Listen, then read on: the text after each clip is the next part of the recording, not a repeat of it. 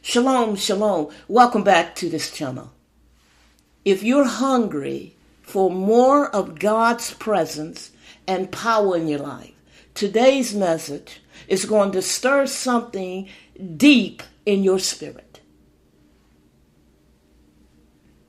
We're going to dive into a topic is life-changing, walking in the glory realm. It means to how to enter in and how to stay there. So get ready, because this isn't just a theory. It's a transformation. Let's dive right into it. The glory remnant is not a place that we visit. It is a dimension that we live in. It's the tangible and the manifested purpose of God. In the scriptures, the Hebrew word for glory, it means weight and splendors and abundance. So walking in the glory realm means living in constant awareness and communion with the manifested presence of God. It is more than just experience a moment of worship or a sensing God doing a church service or some kind of kingdom meeting. You see, it's a lifestyle marked by intimacy, marked by obedience, marked by surrender. In the glory, God's power flow effortlessly. Miracles happen naturally, and the divine revelation becomes clearer. It is where heaven touched the earth. And dominion believers like you and I operate not on our own strength, but align with the Spirit of God. To walk in the glory is to carry the atmosphere of heaven into everyday life, where peace reigns, where breakthrough is normal, and God's glorified in everything. You see, glory is where heaven invades the earth. It's where miracles happen without striving. It's where peace and power and divine order is aligned. So it's more than those goosebumps during worship. It's alignment with God's heart and His will. So how do we walk in this glory remnant? Let me give you 3 principles. Number 1, it requires pure worship. Worship isn't just singing, it's surrender. So when your heart truly exalts Jesus, the glory falls. Psalms 22 verse 3 says that God inhabits the praise of His people. Number 2 is divine intimacy. In other words, deep intimacy. Moses cried, "Show me your glory," in Exodus the 33 chapter. That came from a place of friendship with God. Intimacy unlocks access. It is not about earning. It is about relationship. And the third one is holiness and hunger. Hebrews the 12th chapter verse 14 says, "Without holiness no one will see the Lord." So hunger and purity prepares the heart to receive. The glory doesn't rest where there is compromising. It rests where there is surrender. So when you walk in the glory remnant, everything changes. Here's what's happening. Healing flows naturally. You don't have to push the envelope. The presence of God does the work. Number 2, revelation increase. You begin to hear God clearly, dream more, see more, and know more. And he's also set the atmosphere to shift. Darkness can't stay where the glory presence is dwelling. Demons flee and depressions break. You see, provisions come and God supply from his riches in glory.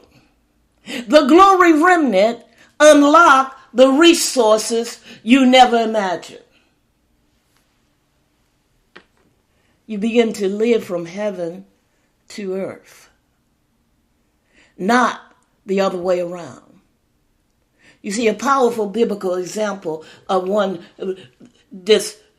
is just diving in and residing in this glory remnant is Moses.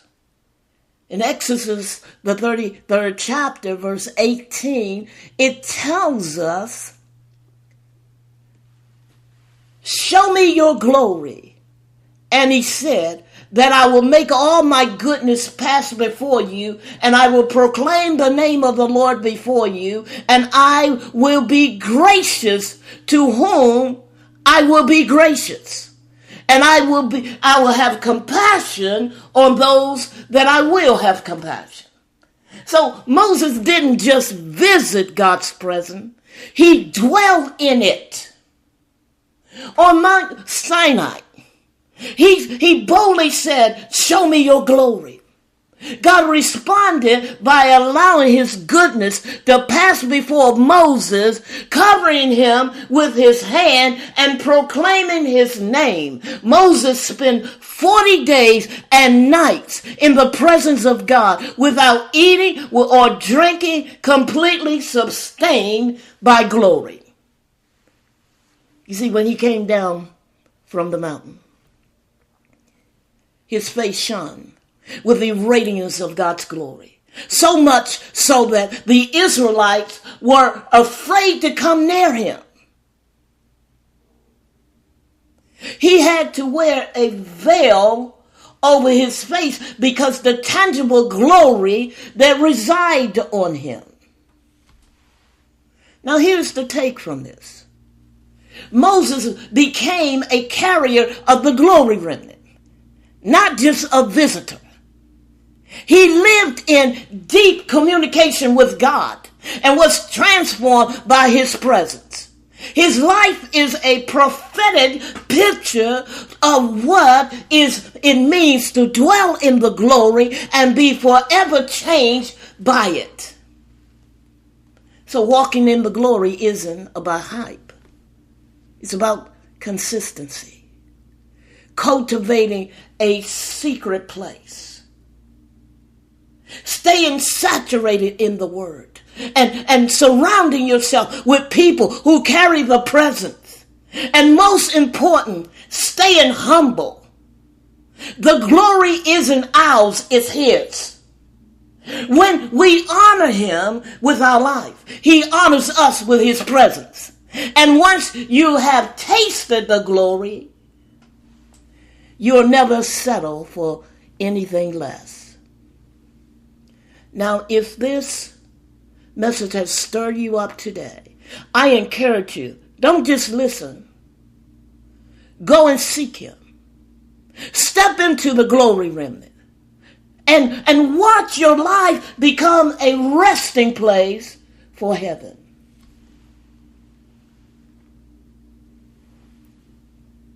If this message has blessed you, don't forget to like, subscribe, and share this with someone who's hungry for more God.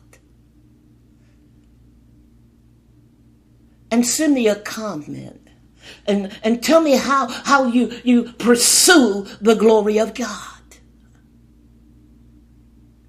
and what encounters you had. You see, God is so indebted to feed an hungry soul.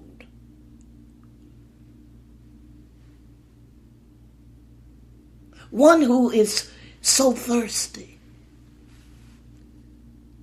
to get in his presence. Not in the request mode, but the worship mode. Hungry for more of God. hunger for his love, hungry for his presence.